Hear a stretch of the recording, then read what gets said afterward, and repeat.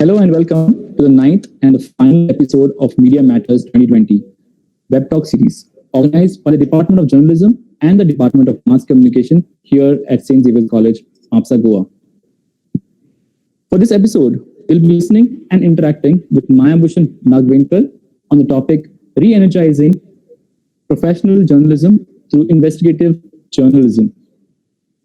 Now, just to give you a brief about our speaker, Maya Bhushan was once described as a journalist who can smell a rat when others smell a rose. His ability to read between lines and beyond has irritated many people, except those who he counts the most, his readers.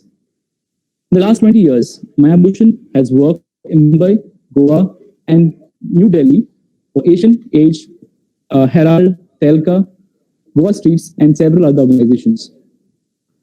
Maya Bhushan currently works at the Indo-Asian News Service, IANS, as a journalist, and he's also the writer and co-author of the book recently published, An Extraordinary Life, a biography of Manohar Parrikar.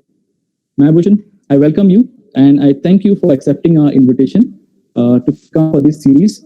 In fact, the last series, which makes you the showstopper. So thank you so much for accepting the invitation. Next 20 minutes of virtual time is all yours. Thank you so much, Angel, for unveiling me in the way you have. That thing about the rat and the rose is something I wrote about myself because I don't think too many people would like to describe me that way. They probably think of something even worse. So I've been asked to speak about re-energizing journalism through investigative journalism. Right.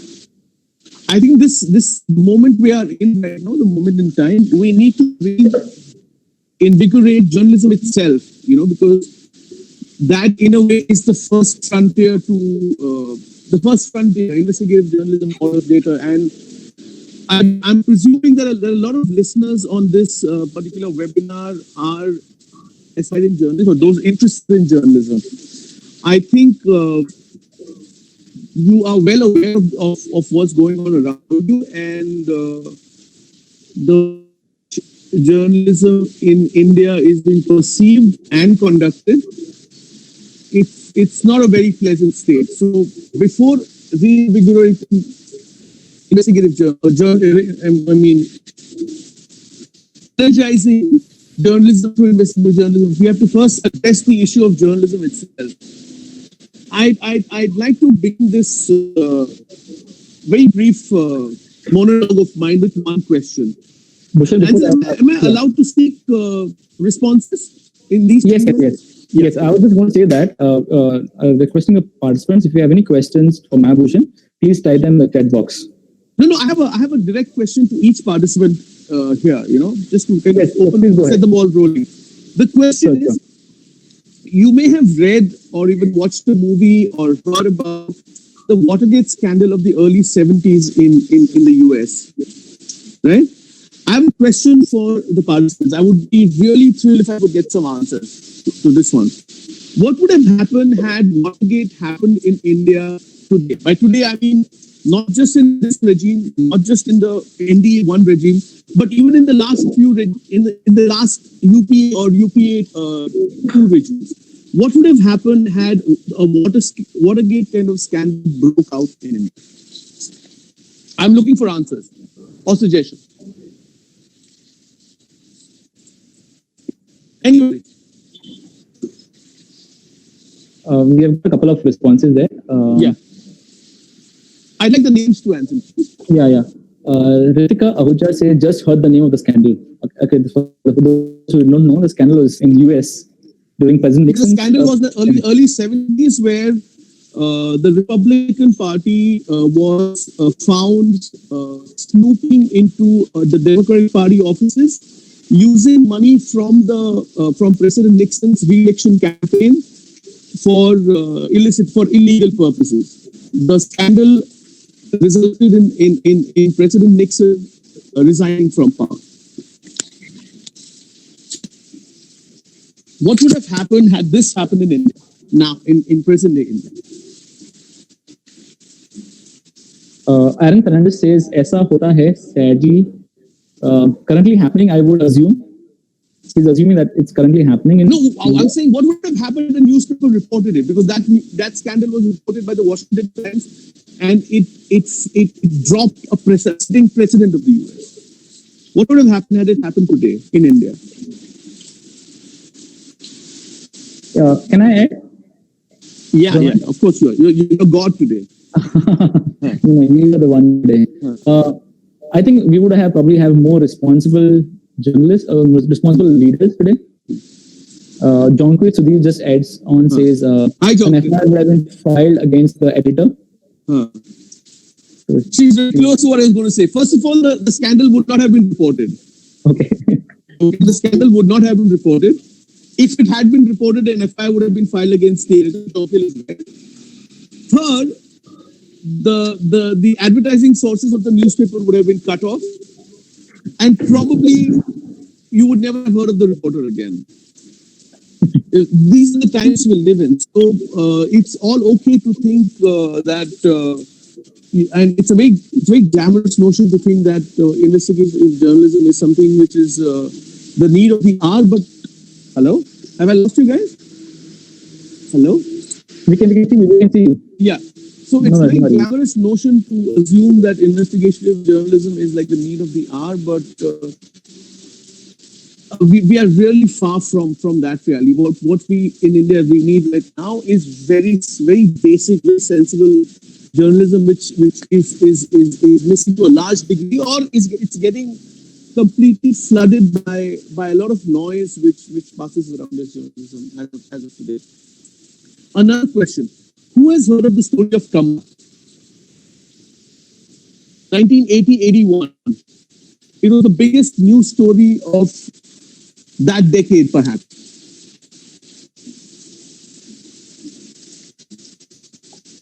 Am I still on? Yeah, you're still on. Okay. The story of Kamla. The story of Kamla. What Jonquil just message saying that most of us participants weren't be born at that point of time. So, but I think Jonquil knows about the Second World War. She wasn't born then too, right? But she knows about the Second World War. listen. Yeah. It was one of the most radical stories in India at the time. I think it was 81 or 1980, when the Indian Express, through one of its reporters, managed to buy a woman from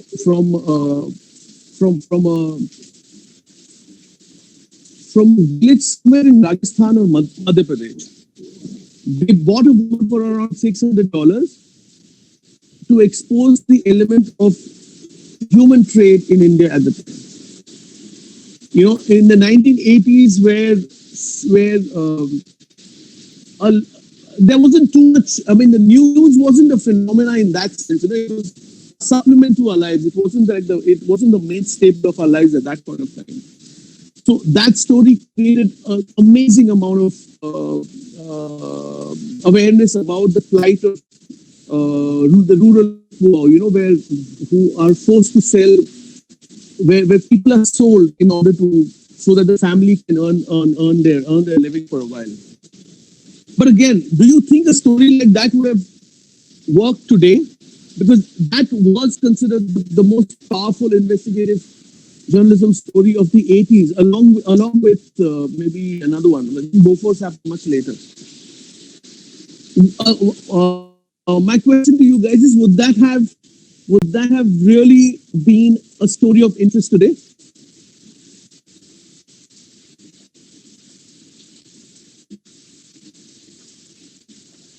Someone getting sold for money, would that have been a story today?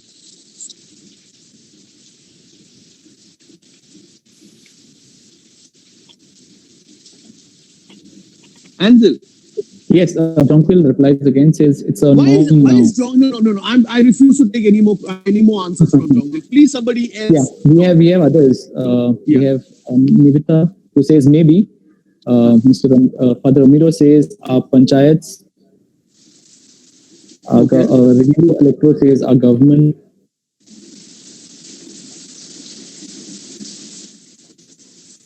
Don't you think we are so bombarded by news in such a in such a prolific manner that stories of human loss or stories of human tragedy sometimes get completely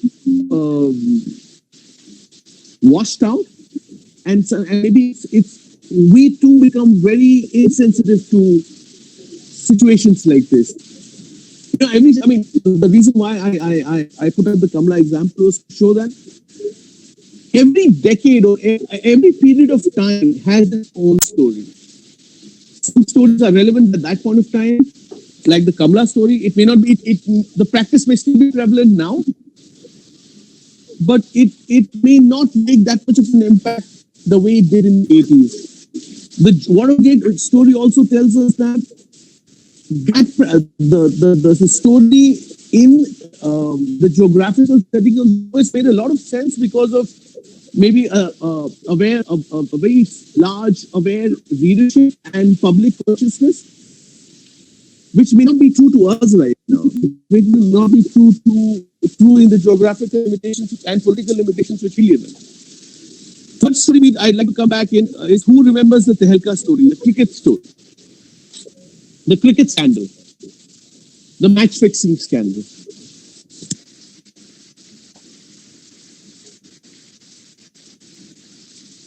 Okay, to briefly recap the story,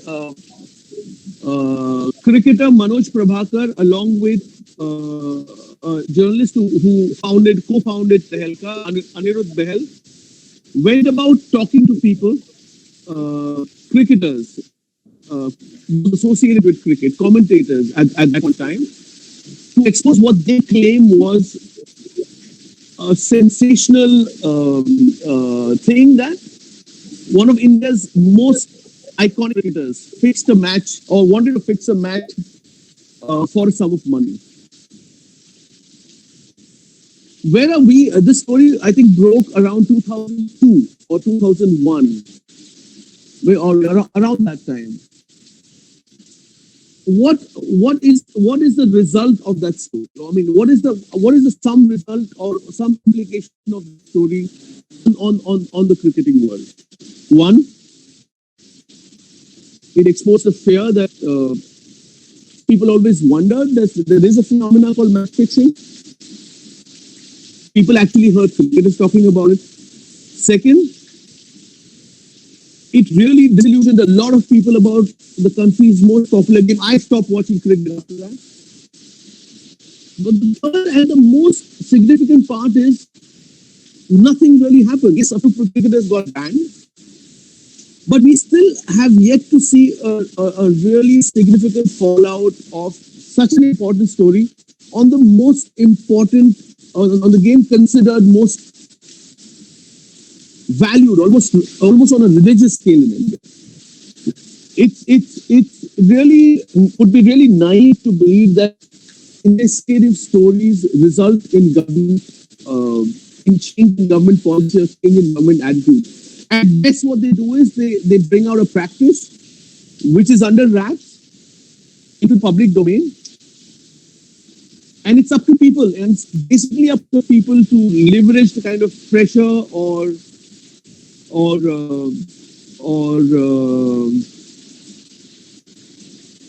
critique the government into changing things which are not really right.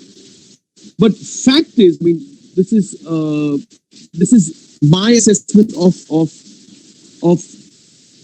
impact which investigative stories have, is that nothing really happens, and that's really the saddest part about the way we see things playing out. It really does not make much of a difference. It's a very disillusionary comment that I'm making, but it's fact. Ever since, I mean, over the last 10 years, probably 15 years, governments in India have learned the art of ignoring good journalism. There used to be a time when a newspaper clipping would start a series of inquiries in governments. It would start, perhaps it would start corrective processes too, but there's a strange sense of disharmony between journalistic output and government action, because both have nobody. I mean, the journalists and government should never trust each other. They really shouldn't trust each other, because we are at cross purposes. Oh yeah, people talk about this in the larger scheme of things. We are all in place, but really no. You know, our job primarily is to critique them, and their job is to deliver good governance. We kind of identify the gaps, but there is a large dissonance between the two right now. What really can help good journalism survive is not just good journalists, but also good people, and people who are vocal about what they want, what they want the country to be, what they want the journalism to be. A reader, I mean, what we're missing out right now is not just good journalists, we're missing out on good readers or good viewers, because going by the current state of popularity of a few news platforms, considering that they have the most enormous amount of readership and viewership, there is a drastic need to perhaps create an aware reader or an aware viewer who would make a difference to the output you put out. Right now, the best story you do perhaps will not get you anything.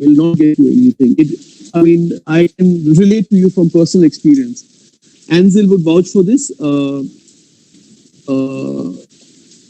Much before social media, I mean, I'm that old. Much before social media became very prevalent, I'm giving an example which is limited to Goa. Okay, I'm a local guy. I did work in Delhi for some time, but my experiences and my trials and tribulations are limited to a small geographic area. But sometimes a small geographic area helps because it's small and because you understand the layers involved. It helps understand what happens in a bigger place where there's too much layering. There's too many aspects to a particular issue. I used to run a blog called Pentrix. It's still up. You can look it up. So the blog it was an anonymous blog. Maybe I wouldn't have done it anonymously in retrospect if I look back at it now. It used to critique the media in Goa at that point of time. It ran for a few years. It had a pretty wide and a solid readership. What it did was it faulted malpractices. It faulted wrong reportage. It faulted corruption in the media in Goa again. And it was a thrilling experience for me. I was not in Goa that time. So I thought I would never come back to Goa. So the blog really worked. I think we exposed a lot of shadiness in the media in Goa, and we also did a couple of pan-India stories which got us a lot of attention. But the net result in terms of my day-to-day living was it put an end to my job prospects. You know, so investigative journalism is an edgy business. It gives you a lot of thrills. It does give you a lot of popularity if you play it right. But it can put you out of a job sooner than a guy who, you know, redrafts press notes and attends press conferences. So if you're ever thinking of taking the plunge, remember, you can't live by the day. I mean, you really can't live by the day forever. You have to strike a balance somewhere between what you want to do and what you have to do. I think that's about it. I'm open to questions. I'm not very positive guy, so you might have a different outlook to life. I have a different outlook to life, but please don't be disillusioned. The last time people heard me, Anzil said two of his students quit journalism. So I don't know. So if you guys want to ask questions, I'm open. Bhushan, let me start the questions. you said that investigative journalism can be muckier. You can lose your job, but I don't think that's the way out, right? What could That's be the not way way out? out. I'm not saying that's a way out. I'm saying that's my experience. Okay. That was my experience. You know, Okay. it's that's why I said you need to play it smart. You need to play it smart. You these guys can't make the mistakes I did. You know what I mean? All right. Okay. Maybe if guys are smart enough, they can build a business model around what they do. I couldn't. Okay, let's get very to a regional level. If you could just tell our viewers, what is the scenario as far as investigative journalism is concerned in Goa? Is it up to a mark? Is it below substandard? Where do we stand? I think it's a pan India thing right now. I mean, you hardly see much, and the reasons for it are very obvious. And in this scenario right now, where everyone's facing job losses and pay cuts, I don't think I mean, hats off to the guy who really does a great story, which critiques the government today. It's hats off. I mean, it's not easy at all. Not easy. Okay. And in Goa, it's as bad as the rest of the country. There's nothing much happening. I'm really sorry to say that. I'm not illuminating. Okay. We haven't got many questions yet. We just got some few comments. So I'll just continue my questions, hoping the others will also put in Guys, the please questions. ask questions. I mean, that's communicate. You know, that's what you guys are signing up for. Yeah. True. My question, you have been critical of the government in Goa, in India, central government. But most importantly, you've been critical of the media itself. Yeah. How has that affected you? You didn't mention about the job prospects. How did it affect you? No, you're ostracized by the community. You know, you're ostracized by the community because you're trampling on people's feet. You know, guys who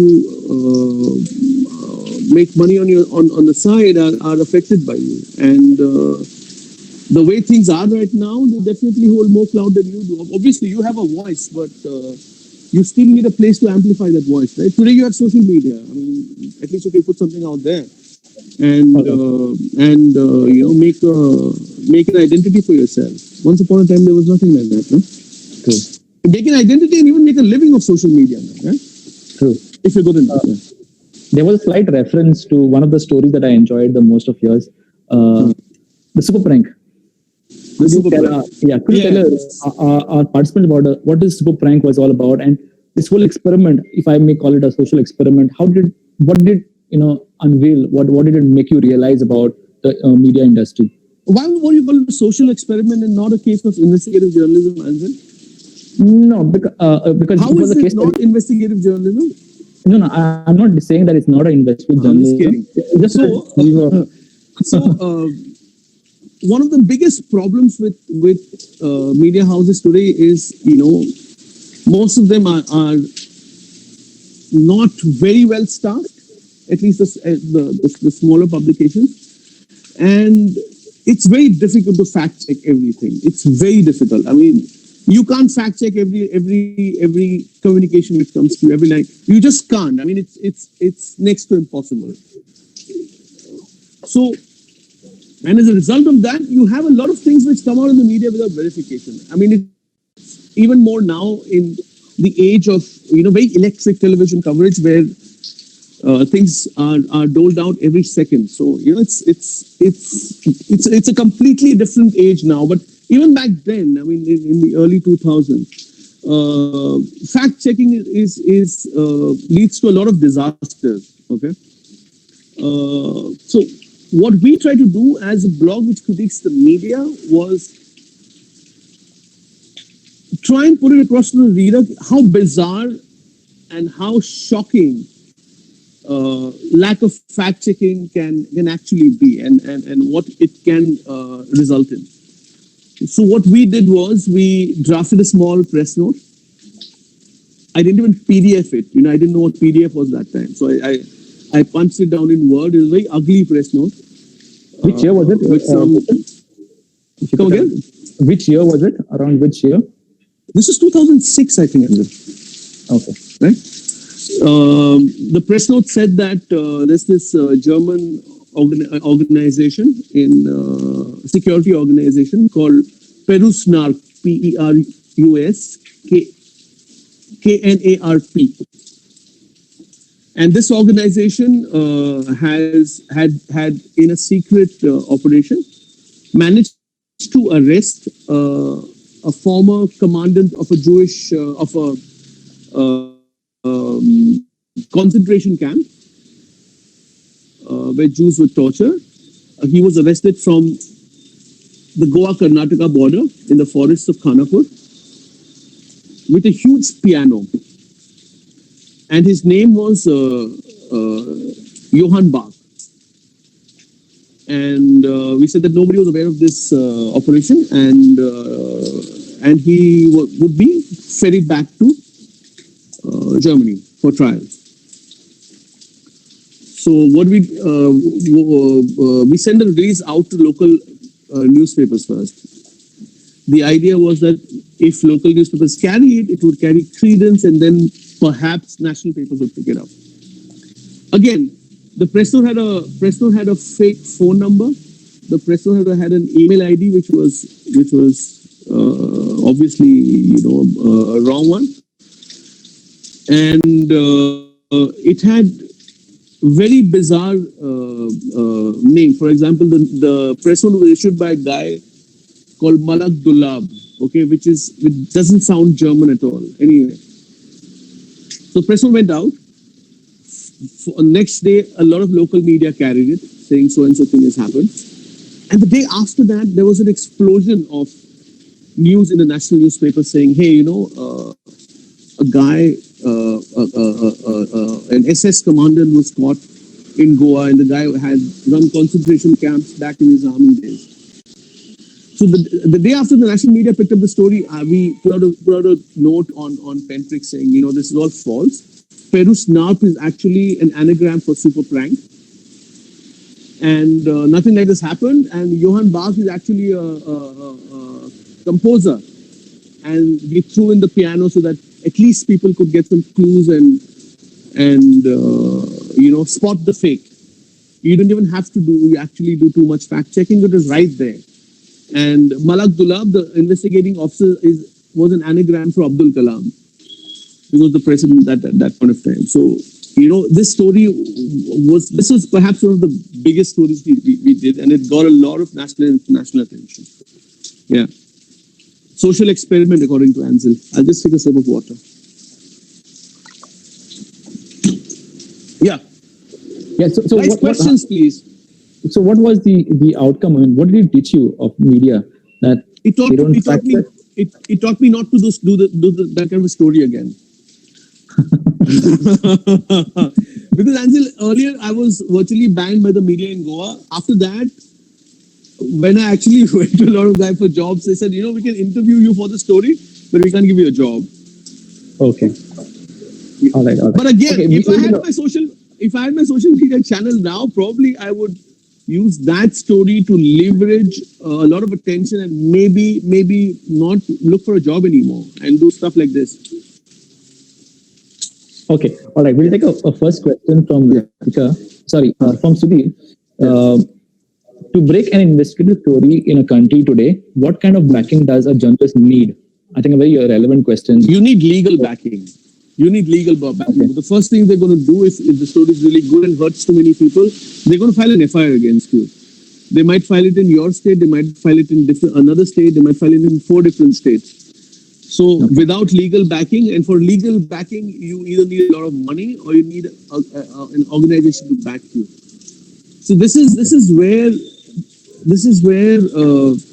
governments have become hardened in dealing with these kind of stories.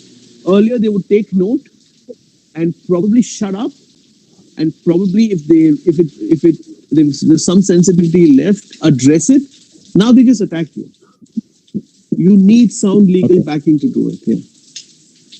Besides that, any other skills or maybe some tactics that depends on the story, Ansel. I mean, the most important ingredient you need is a sense of inquisitiveness. Okay. It all begins with a sense of inquisitiveness. If you start looking at a piece of paper as a piece of paper and words on it as words, you won't get that story unless you start being inquisitive, unless you start asking questions. That is the first step. I mean, that's the first step for any journalism of inquiry or any journalism dealing with investigation? Ask questions. All right. Ritika has a question. Most Hindi and English TV news channels in India are just, I think that word she would refer to psychopaths of ruling party, and thus it can be safely said that journalism in India is in a scary place. Your opinion, please. I only gave her opinion. She's absolutely right. She's absolutely right. But thing is, I don't want to name names in this particular point of in this on a public forum. While you say that, Ritika, that some news channels are with the government right now, the previous government also had its favorites. So it's just that the favorites are very obvious now. But the previous government also had favorites, and the governments before it also had favorites. Just that, battle lines are hardened, and these media houses see obvious merit in supporting government. And somehow they have, whether you like it or not, managed to sway public opinion towards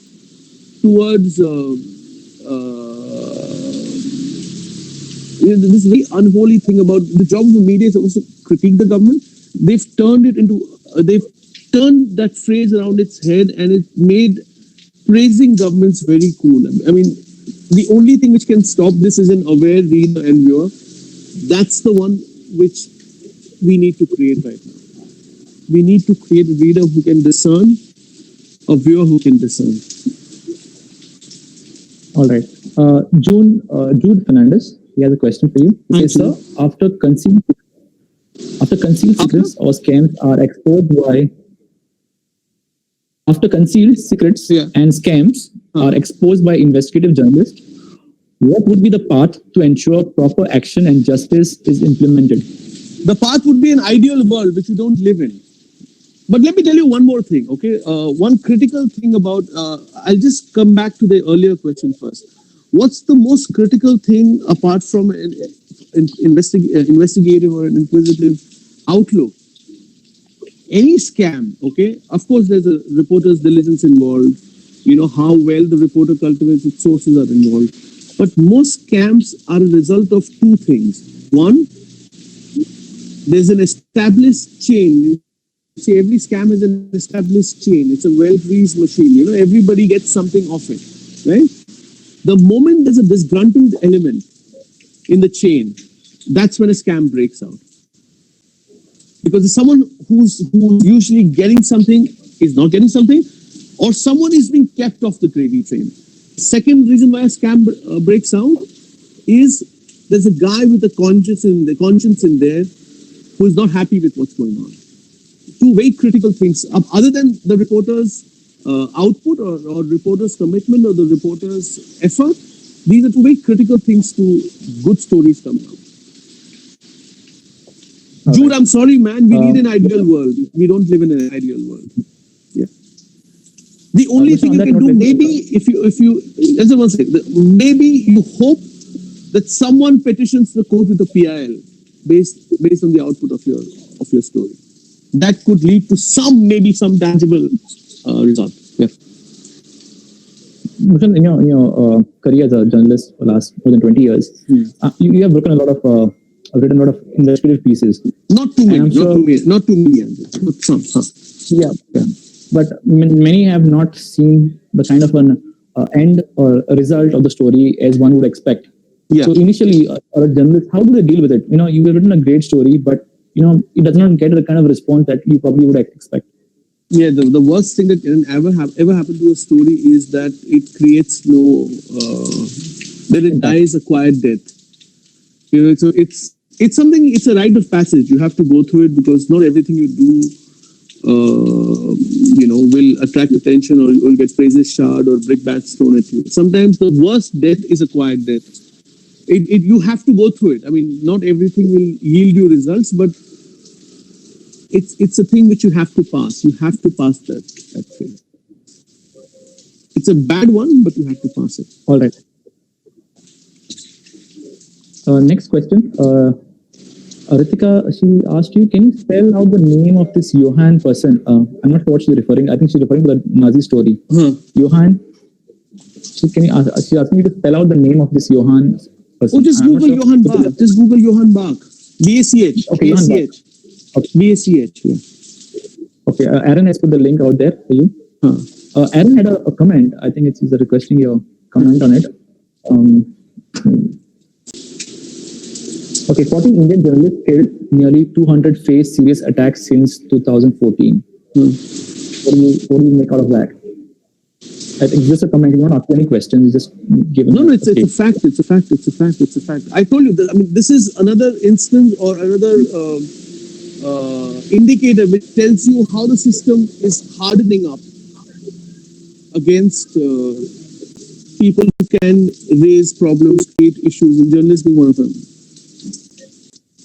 Okay, we all this while we spoke about the reality. So what is the way out of this? We spoke about journalism changing. I don't know, Ansel. I really don't know.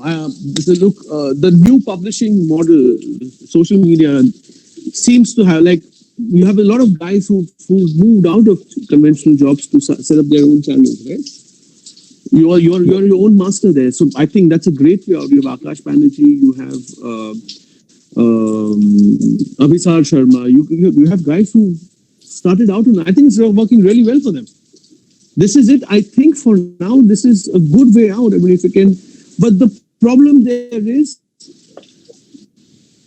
these are you have to look for pan-India platforms. Because you will not get viewers if you start a setup like that vis-a-vis Mangalore or Goa. You don't get the numbers. So in the number game, maybe those in the regional media need to maybe fine-tune that model a little more. Okay. Aaron has another question. It says, what are the risks of investigative journalism? I think one you mentioned about the legal backing that you read, but what are other risks involved in investigative journalism? Again, it depends. Investigative journalism is not exactly that you go out with a sword and you're out there in battle. Sometimes it's not that. Sometimes it's just a huge heap of papers on your desk which you are looking through. The most you can catch there is an allergy, You can be document-based story, or I can give you one of these weird incidents which I underwent once in Delhi. So we were supposed to meet this very corrupt MP who's also a sadhu, who posed as a sadhu. Post may not be the wrong one. He called Maharaj or something. Okay. So we went to his house and we were supposed to. This is at the height of that sting phase. So we went with him with a camera. And we were posing as some agents who was striking a deal with him at that point in time. So this guy was from UP, was from Eastern UP. And he had guys with guns all over his bungalow, everywhere. And obviously, a spy camera of that generation was a wired mechanism. There are a lot of wires which powered the camera from connected the battery in the camera. It was not a wireless device. It was a very hot summer day in Delhi. So we went to his house, armed guards inside, outside, and we started talking to him. There were two armed guards to his side. Suddenly, there was a short circuit. Okay? And I could smell it first. I could smell rubber burning or plastic burning. And in a matter of seconds, I could see 1 tendril of smoke coming up. That would have been a problem, a huge problem, right? Because if he senses this, you guys are recording him, they'll be screwed. So I just, I told this guy something, saying, I urgently have to go on. And by the time I stepped out of that gate, the back just started burning. So had that happened inside, I don't know what would have happened, but yeah. So obviously there are risks here and there, but you die out walking on the road today, right? It's okay. We have another question from Sudhir.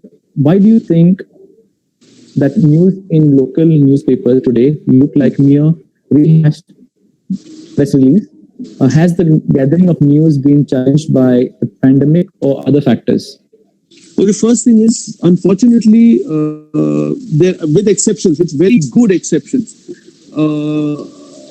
the guys who are really keen on journalism, I think they either move out of their respective regional pockets, like I did too. A lot of other people did, and they move to bigger platforms, right? So, and there somehow their local regional newspapers don't seem to have attracted good talent, probably because of the money. Although some regional houses do pay pretty well, but I think the money factor, or maybe it's still now, right? Maybe young kids don't want to work for a local newspaper. Can you ask him if that is the case? I mean, do his friends work for local newspapers? Probably she'll reply in the chat. Oh, sorry. Okay. Okay. Can I take the COVID, the pandemic, right? The second part of the question. Yeah. Of course it is, because you have something called the National Disaster Management Act, which is in place, right? According to that act is being used right now in this present time to play around with a lot of journalists, because according to the act, the official version given by a state government official is fact. The rest is not. The rest is all assumption. So media reportage, while media houses do go out and do their own inquiries and file facts, but if the government of the day wants to tickle a little bit, they can using the NDMA. I think the NDMA has been used to file FIRs against a lot of people. A lot of journalists, across the country. Yeah. Okay, the next question wants to know your preference. Nivita, she asked you a question. Sir, which news channel can we trust the most according to you? How many friends do you have who you can really trust with your life? Why do you want to trust anybody? What's this thing with trust, right? I mean, I have a formula for this. One, whether it's a newspaper or a TV channel, find out who owns it, right? Find out who owns it. Read that newspaper. Also read a paper which is owned by a rival political ideology or rival business group. That's the way you make things work, because don't trust anyone. I mean, the newspapers may tell you that, please trust us, but trust is not a factor anymore. It's your awareness which counts. Trust yourself. All right. Julie, her next question is, the first question is, what do you think is the future of investigative journalism with all this risk that you just mentioned about? Obviously, life goes through phases. Professions go through phases. Democracies go through phases. So you never know. Maybe it's a great investigative story which actually puts an end to XYZ government. Maybe it will happen now. Maybe it won't. But maybe it will. Unexpected things have happened in the past. So obviously there's hope, because things do come full circle, and this phase will come full circle. And what we have to hope is that at some point of time, people who consume news get tired of it the way they be treated, and start looking for answers of themselves why they watch the shit that they do. All right. Reveal Electro, he has a question for you. What is the worst thing and a problem when you are investigating a case? First problem. I didn't get the question. So what is the worst thing and the problem when you're investigating the case? Probably he's asking you, what are the things that negative thing that's ever happened to you? I remember one day you were mentioning about, the backing from the editor is one of the most important things while breaking a story. Yeah, I remember one of the questions asked was, what do you expect? And it's the legal thing. You have to, your organization has to back you, man. It has to back you. Yeah, that is of prime importance. Prime importance. Or you're left all by yourself, legal expenses all by yourself. I mean, that's not a good scenario. Imagine if there are fires across you against the country. It's not easy. And the reason why they file across the country today is because once upon a time, newspapers were limited to their geographical area. For example, if it was a Goan newspaper, it hardly used to be read outside. But now with the internet, a person who has a vested interest can always claim, hey, listen, this newspaper piece was read on the internet in Guwahati, Assam. And my reputation is damaged there, and hence I'm filing a complaint against you. There are defamation suits.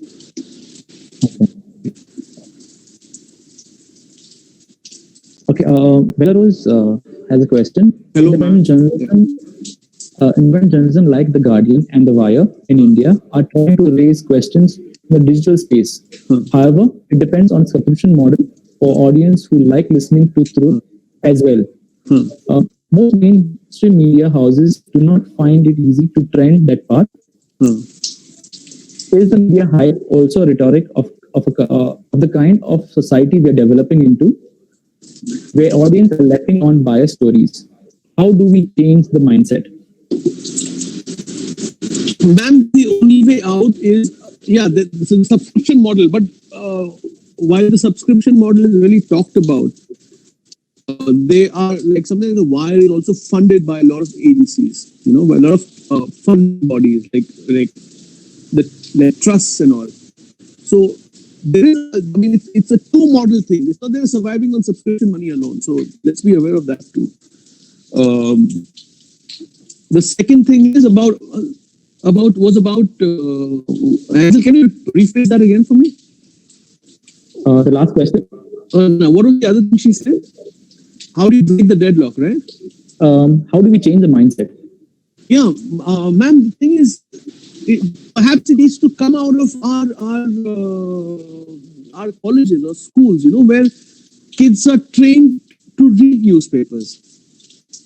Right now, you guys are a mass comm institution which trains students for journalism or other media-related persons. Maybe at schools or colleges, we need to train students how to read and understand newspapers. Maybe that's a way out.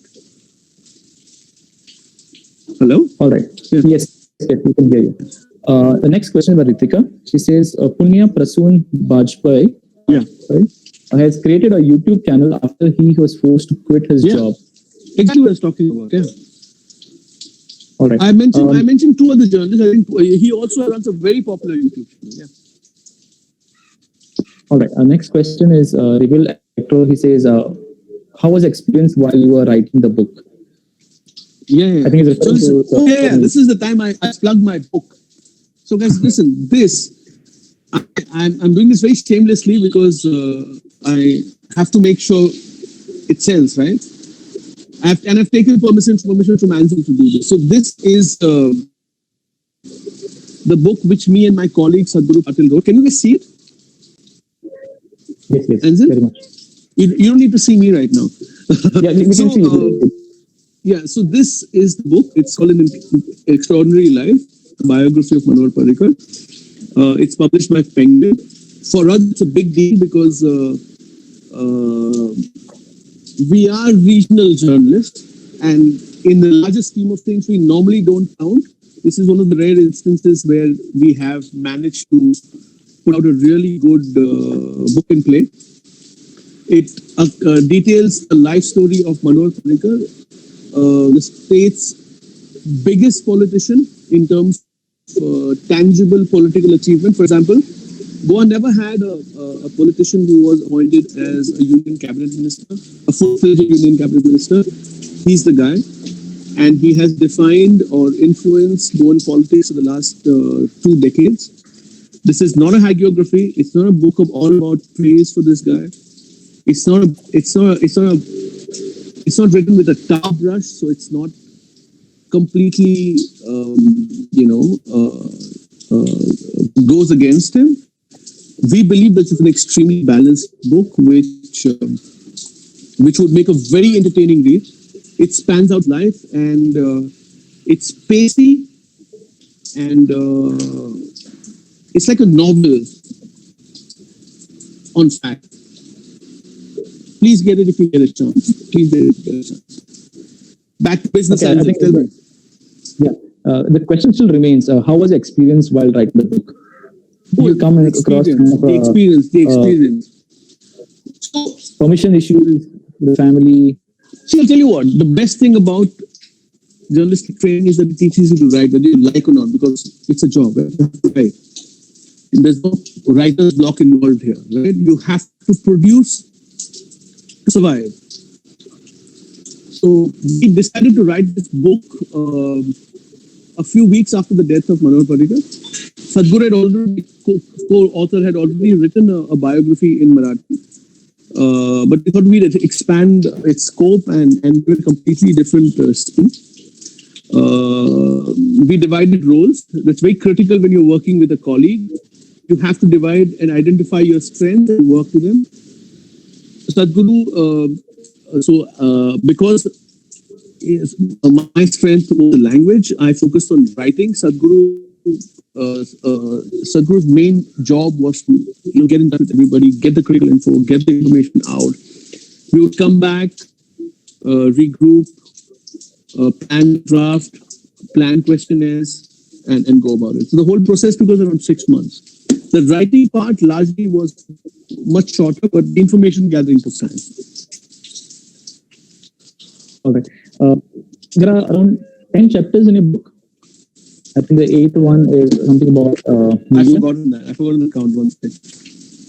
The 10 chapters. Can you guys read it? Can you see it? It's difficult, I think, right? No, not very clear. Okay. So it begins with a chapter called Castle and King, which accounts the last year when he dies, until he dies. And the rest are on his early days. Then there's a chapter on his IIT, period in IIT, a chapter on his days in the opposition, days in power, Delhi days. There's a unique thing here. We have a chapter dedicated to food. It's called Curry, Kafrial, Crabs and Cigarettes. So it'll be a fun read, trust me. There's a chapter on him in the media. There's a chapter on him as a person, parent, politician, paradox, and one on legacy. 10 chapters, Ansel, you're right. Yeah. So the question that I'm actually going to ask is, was there any chapter that you wanted to write and you could not write for various reasons? No, not a chapter, but there were some things we genuinely forgot because we had a deadline, and hopefully we have an updated edition which will make which will add to the book here. But let me tell you something. This is one of the really rare times when we could really write what we want without much editing. Any difference between a book and a newspaper?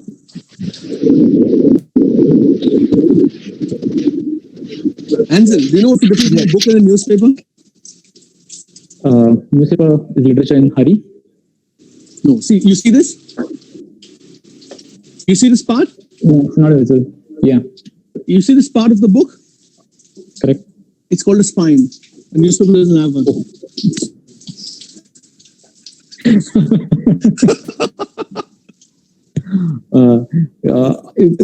Bhushan, on that note, let's not be very negative about journalism completely. And then how would you talk about your experiences? I can talk about mine. You know, mine aren't very positive. I will speak but if you had to give a young budding journalist a word of advice, and hopefully a positive one, what would you say? I would say first you need to stop laughing. What I would say is just go ahead and do what you want. You know, you will learn with time, but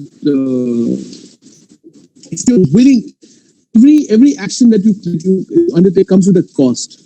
Be prepared to pay the cost. And that's what I did. I mean, I may not be an ideal example for a lot of people, but that's what I did. You know, you have to be ready to pay the cost which you incur. All right. I wish I could expunge the last one word that you used. Yeah, I wish I could too, but you really drove me into a corner with positivism. Yeah. Okay. On that note, do you have more questions for anyone? Don't see any more questions.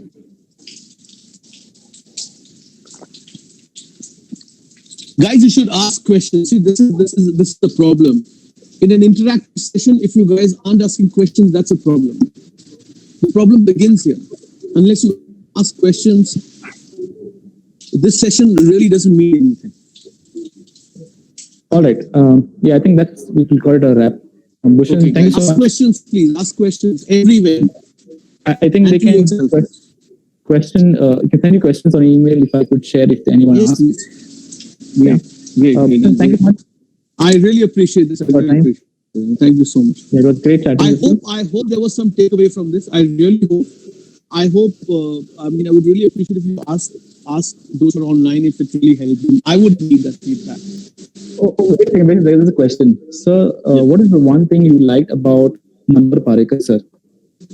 Oh, his determination. I mean, I don't hero. That's a question by Sagar Rao.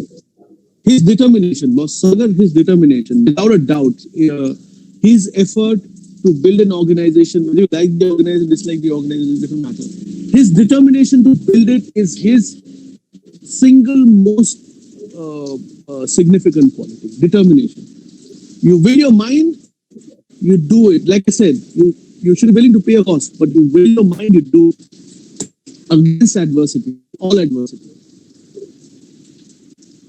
Okay, we have a couple of more questions coming in. Yeah. I think you actually rattled them up. So, why have you stayed away from social media? Yeah, I have a grey beard, and we started off with. See, you guys have automatically gone into it, right? I mean, you guys grew into that thing. We had to train ourselves. So I'm there, but I'm not like out. I'm just pushing the book a lot these days. So I'm making an effort. Yeah. It's okay. Not a good thing. I will adapt. Yes. All right. Andrea Fernandez, he has a question for you, sir. Hi. If you could share an experience of an interesting story. Birthdays, yeah. Yes. Yeah. If you could share an experience of a really interesting story you cracked, especially in Goa.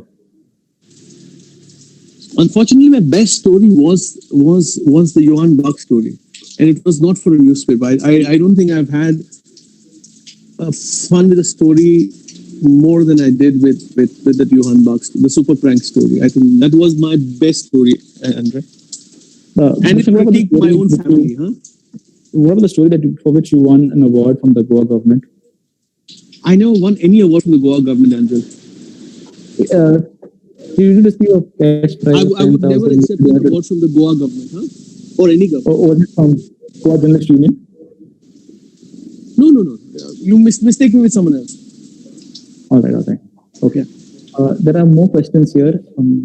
Oh, nice. Aaron Fernandez, any old memories from Xavier's? Did your time here help you? Old memory. Yeah, actually. By the way, I think your teachers are online here. If you want to say something. I have no old memories then. Who's online? No. English department online. Yeah, so it did. Actually, my first and second and third year, it made me a different person. It made me a different person for a lot of egging by a lot of teachers. Yeah. So those 3 years made a difference to my life. Not the curriculum, the teachers. Yeah. Julie has a question. A piece of advice for budding investigative journalism. No. Inquisitiveness. Okay. You ask a question every time there's a piece of paper or a person in front of you. One question per person. And it's not what's your name, but a critical question. One critical question per press conference, one critical question per every person you meet. Just one. All right. Okay, I think that's all we have for today's. Thank you so much, Ansel. Thank you so much. Bhushan, thank you so much. Please send me feedback, Ansel. I really want to know if it helped even one person. Yeah. Okay. Definitely. I shall share your email address to anyone who wants to get in touch with you. Yes. Okay, that's all viewers. Yeah. I will send your email address to anyone who has more questions and won't get it. Got it. So that's all we have for this episode. In fact, this is the last episode of Media Matters Web Talk series, and Maya Bhushan becomes the showstopper. In many ways, a lot of people will remember, but few expunged words would have been remembered for the most. One expunged word. One expunged word. All right. So viewers were asking a lot of questions regarding the e-certificates. Just to note, we will be sending you a feedback form. We'll be emailing you a feedback form today. You reply to the feedback form. Accordingly, certificates will be dispatched. E-certificates. All right. So that's from Cambridge College. On this, I would like to also thank our management, our principal. There are a few names I would like to take before I wind out. From the Department of Journalism, I would like to thank Dinesh, Nitin, Lizwan, Jonquil, and from Mass Communication, Ma'am Bella Rose, Ma'am Claudia, Rohan, from technical side, Anish, Alicia, for helping us with the matters. It has been an interesting journey for the last 9 days having this web series. I know it's a really difficult time for all of us, but nonetheless, we try to make some kind of a difference and keep our students updated or at least make them aware of what's going around in this pandemic time. So thank you once and thank you everyone for the wonderful 9-day marathon sessions that we had on very interesting people. We also thank all our resource persons, right from Yashodhara, our ex-students till the last one that we have in Maya Bhushan. Thank you so much, and that's all. Thanks, guys. Thank you so much. That's all. Thank you so much. Yeah.